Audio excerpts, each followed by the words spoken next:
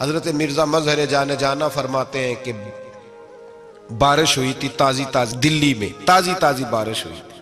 ایک بابا لکڑی کے جوتے پہنے کھڑا ہوں، اللہ اللہ اللہ، اسی کسے دے کچھ بھی نہیں لگ دے، نہ کوئی ساڈا دردی. بابا مست ہو کے جا رہا، اللہ اللہ کرتا جا رہا. ایک طوائف اپنے کوٹھے سے اتر کے تو سیڑھیوں پہ بیٹھی تھی، ساتھ اس کا یار بھی بیٹھا تھا.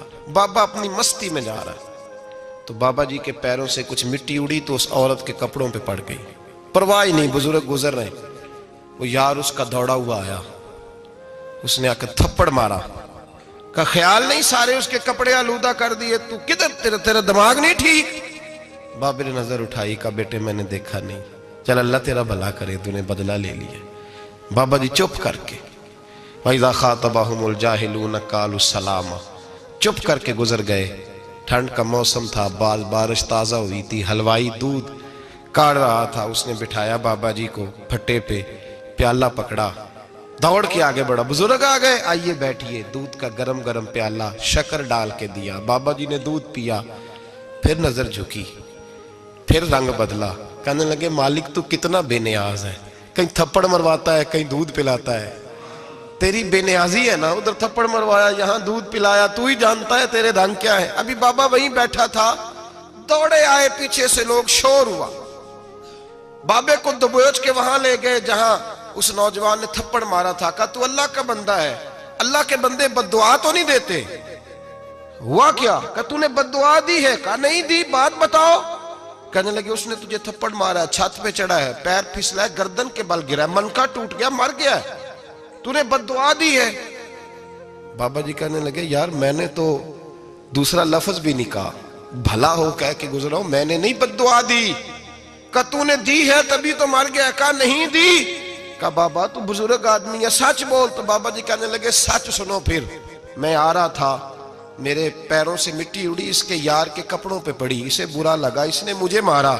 جب اس نے مجھے مارا تو میں کوئی لاوارث تو نہیں تھا، جب اس نے مجھے مارا تو میں کوئی لاوارث تو نہیں تھا. مجھے دشمنوں نہ چھیڑو، میرا ہے کوئی جہاں میں ابھی پکار لوں گا، نہیں دور ہے مدینہ. اس نے مجھے مارا تو میں کوئی لاوارث تھا کہ میرا بدلہ کوئی نہ لیتا.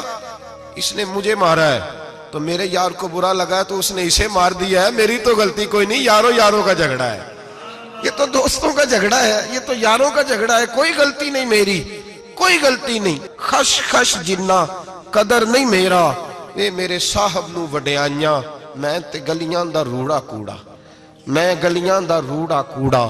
میں نو محل چڑھایا ہے سائیاں، میں نو محل چڑھایا ہے سائیاں.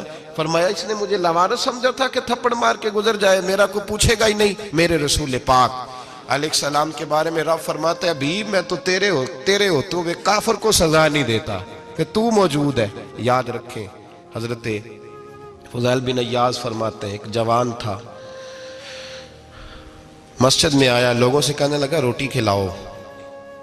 کسی نے توجہ نہ کی. اس نے کہا میں رب بتانے والا ہوں، میری طرف دیکھو تو صحیح. کسی شخص نے خیال ہی نہ کیا.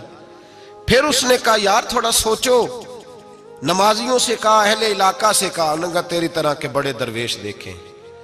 مسجد کے محراب میں وہ رب کریم کا بندہ انتقال کر گیا. جب فوت ہو گیا نا، لوگوں کا مزاج ہے، بیمار کو دوائی نہیں دیتے، جنازے پہ وقت پہ پہنچ جاتے. جب کوئی گر رہا ہوتا ہے تو سہارا کوئی نہیں دیتا، جب کوئی گر جاتا ہے، ٹانگ ٹوٹ جاتی ہے تو تیمارداری کو زمانہ پہنچ جاتا ہے.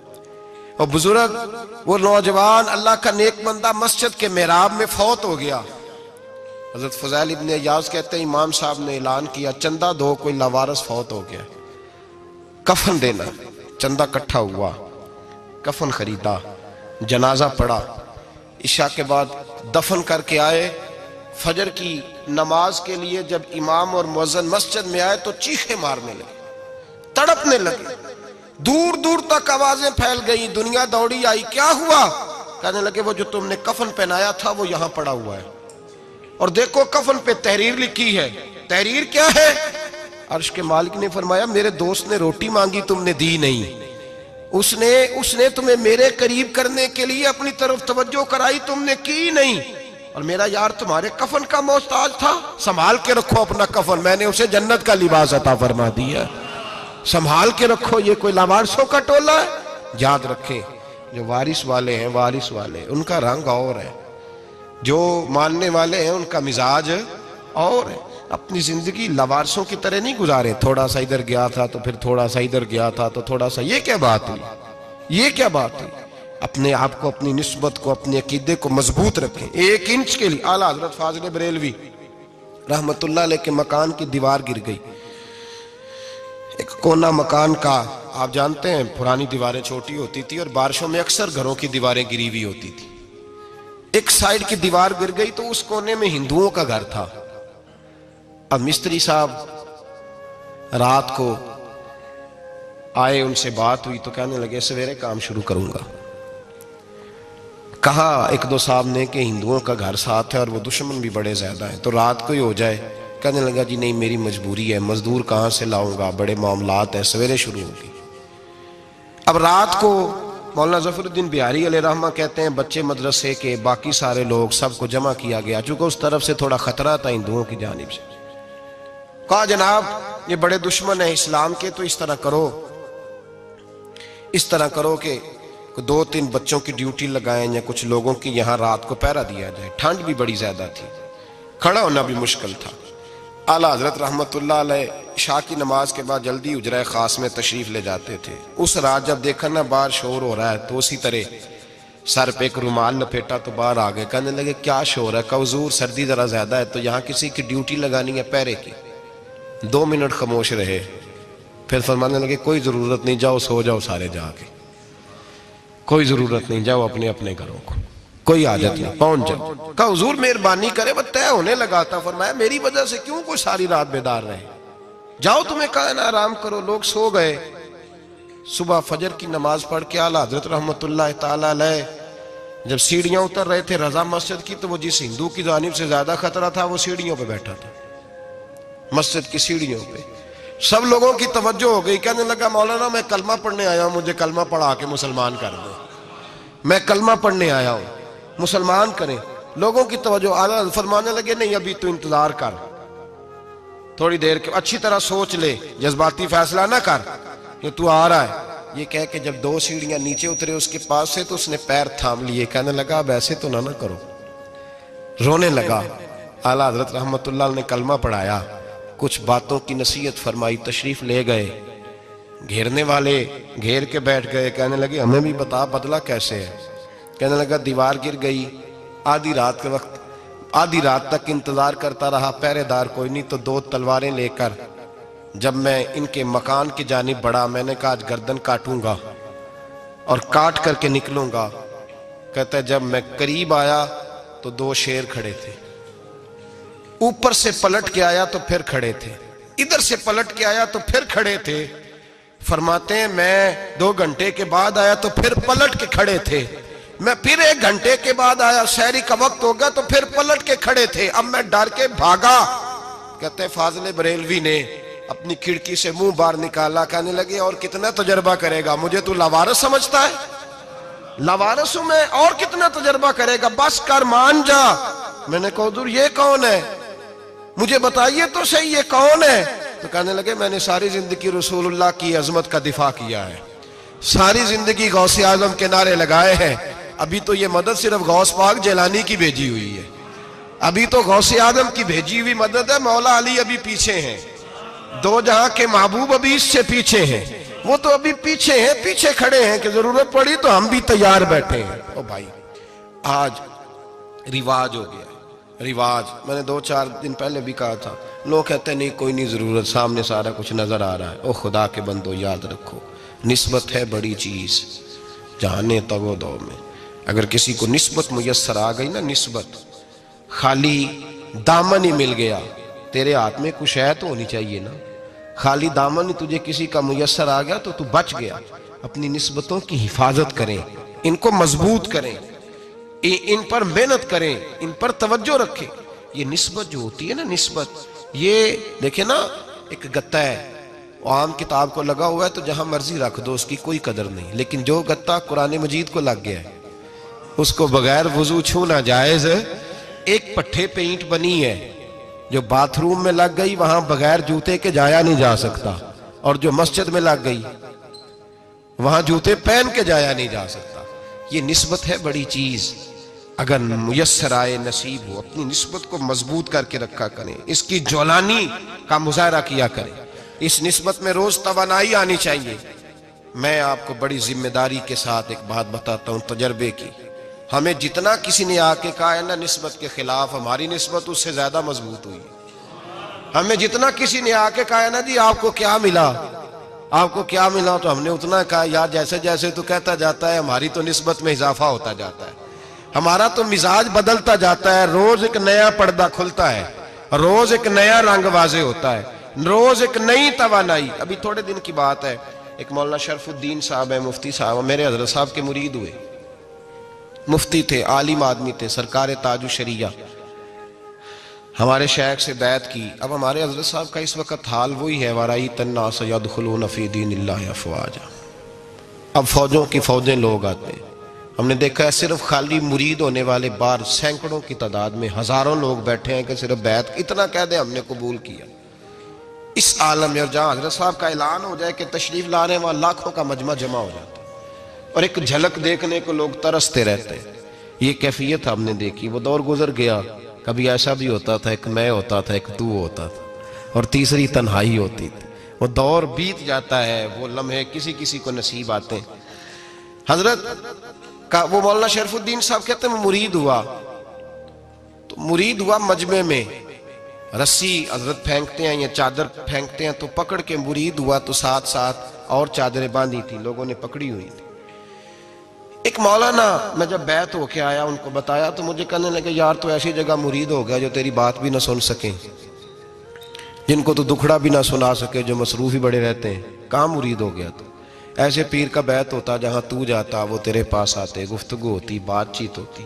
کہتے جب انہوں نے مجھے بہت زیادہ قائل کیا نا, بہت زیادہ, تو میں نے ارادہ کر لیا. میں نے کہا بات ٹھیک ہے, بیعت کہیں اور ہونا چاہیے تھا.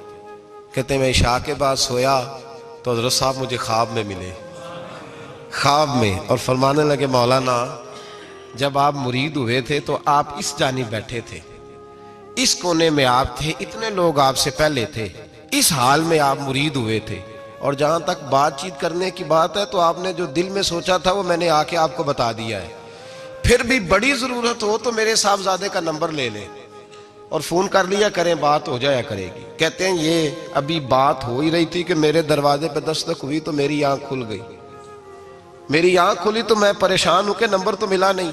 ایک انجینئر صاحب میرے محلے میں رہتے تھے, فرماتے ہیں وہ شام کو میرے پاس آئے اور کہنے لگے مولانا سنا ہے آپ حضرت مفتی اختر رضا صاحب سے مرید ہو گئے. میں نے کہا ہاں. تو کہنے لگے میں ان کے مدرسے میں کام کر کے آئے ہوں, میرے پاس ان کے بیٹے کا نمبر ہے, چاہیے آپ کو؟ نمبر ہے چاہیے. کہتے ہیں نمبر مجھے وہ شام کو گھر آ کے دے گئے.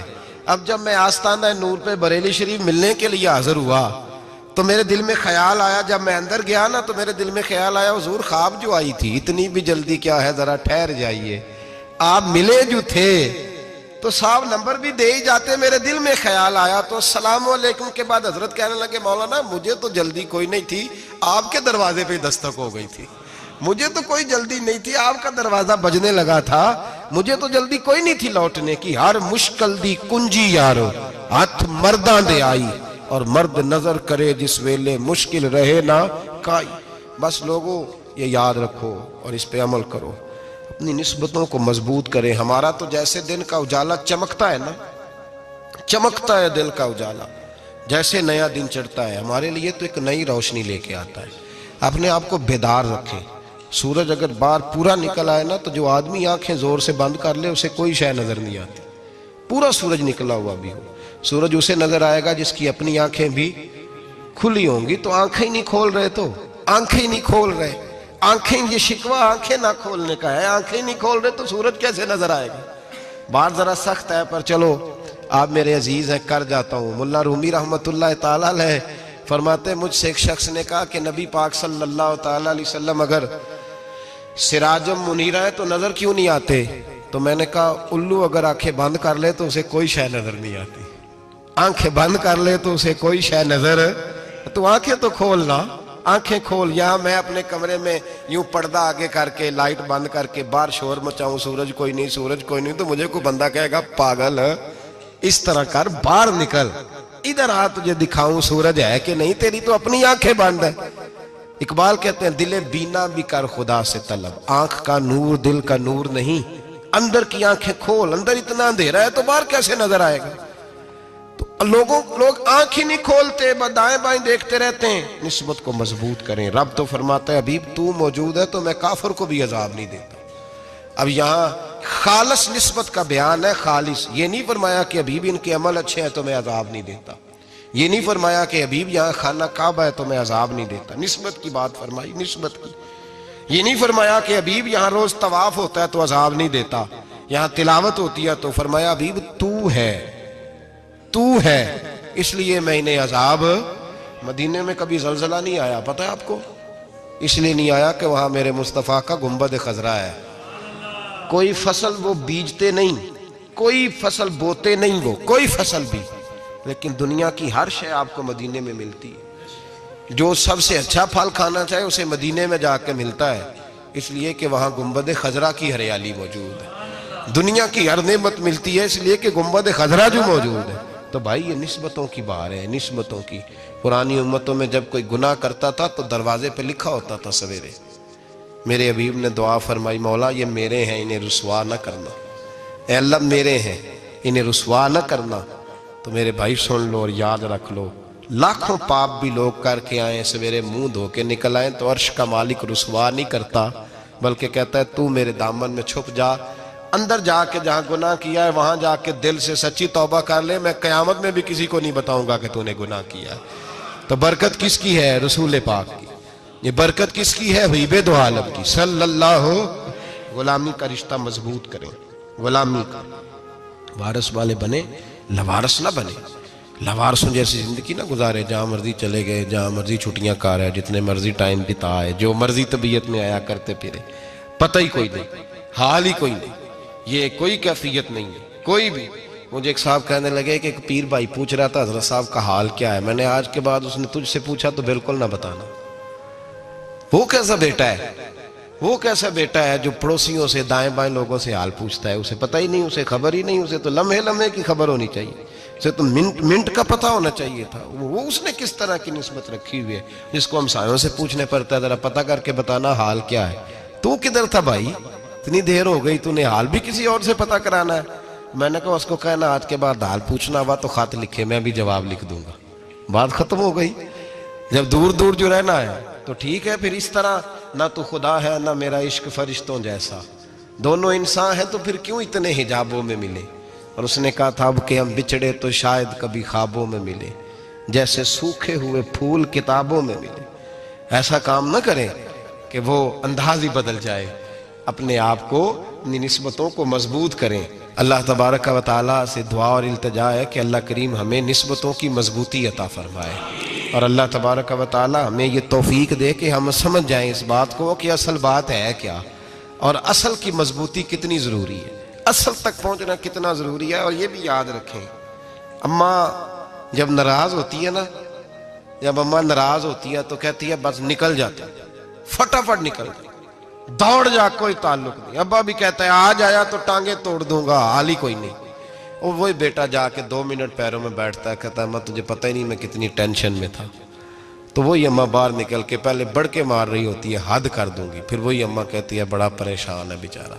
یہ کیفیت ہے، اپنے آپ کو صحیح کریں، اپنی نسبتوں کو مضبوط کریں، احکامات پہ عمل کریں، محبوب کی غلامی تگڑی کریں۔ یہ جو سستیاں ہیں، کوتاہیاں ہیں، ان کو دور کریں۔